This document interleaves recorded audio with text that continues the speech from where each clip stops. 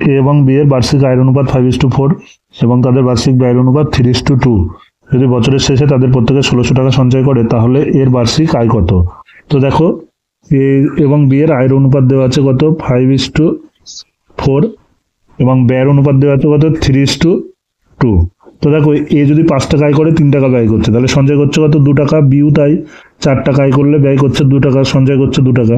তাহলে A B দুজনেই 2 টাকা করে সঞ্চয় করছে। আমাদের হিসেবে 2 ইউনিট সঞ্চয়, আর বইতে দেওয়া আছে দেখো সঞ্চয় করছে কত? 1600। তাহলে 2 ইউনিট সমান সমান 1600 লেখা যায়। তাহলে 1 ইউনিট সমান সমান কত? 8 দুগুণে 16, 800। তাহলে চেয়েছে কি আমাদের এর বার্ষিক আয় কত?